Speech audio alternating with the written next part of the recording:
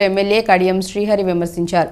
ఉభయ సభలను ఉద్దేశించి గవర్నర్ ప్రసంగం ముగిసిన అనంతరం ఆయన అసెంబ్లీ మీడియా పాయింట్ వద్ద మాట్లాడారు. గవర్నర్ ప్రసంగంలో కొత్తదనం ఏమీ లేదని అన్నారు. గవర్నర్ గతంలో మాట్లాడింది, ఇప్పుడు మాట్లాడింది ఓసారి సమీక్షించుకోవాలని ఆయన సూచించారు. హర్యానా, పంజాబ్ రాష్ట్రాలను తలదన్ని తెలంగాణ వరి ఉత్పత్తిలో ముందు నిలిచిందని వ్యాఖ్యానించారు. గత 10 ఏళ్లుగా తెలంగాణ ప్రజలు స్వేచ్ఛా వాయువులు పీలుస్తుంటే కాంగ్రెస్ అధికారంలోకి వచ్చాకే సంతోషంగా ఉన్నారని చెప్పడం ఏమిటి అని నిలదీశారు.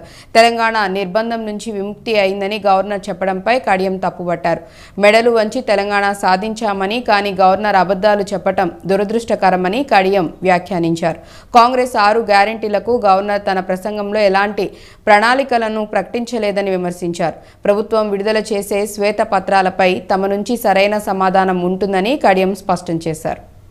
గవర్నర్ గారి ప్రసంగంలో కొత్తదనం ఏమీ కనిపించలేదు. నూతనంగా ఏర్పడిన ప్రభుత్వము రాబోయే రోజులలో రాష్ట్ర అభివృద్ధికి సంబంధించి, ప్రజల సమస్యల పరిష్కారానికి సంబంధించి ఏ రకమైన మార్గం ఎంచుకుంటున్నది, ఏ రకమైన ప్రణాళికలు రూపొందించుకున్నదనే విషయంలో ఏమాత్రం కూడా స్పష్టతనివ్వలేదు.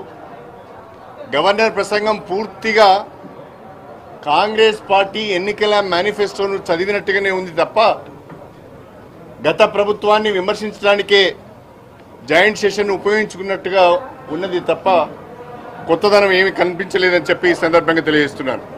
గత 10 సంవత్సరాలు తెలంగాణలో తిరోగమనంలో ఉన్నదన్నట్టుగా ఆమె మాట్లాడింది. కానీ తెలంగాణ జాతీయ స్థాయిలో అనేక రంగాలలో అభివృద్ధి సంక్షేమ కార్యక్రమాల అమలులో రోల్ మోడల్గా వ్యవహరించింది.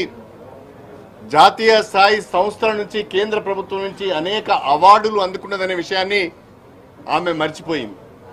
24 గంటల కరెంటు అన్ని రకాల వినియోగదారులకు 24 గంటల కరెంటు తెలంగాణలో అందిస్తున్న మాట వాస్తవం. విద్యుత్ వినియోగంలో తెలంగాణ మొదటి స్థానంలో ఉన్నది అనేది సత్యం. తలసరి ఆదాయం గణనీయంగా పెరిగింది తెలంగాణలో అనేది ఆర్బీఐ చెప్పిన మాట. హైదరాబాద్ అభివృద్ధి అనేది సత్యం.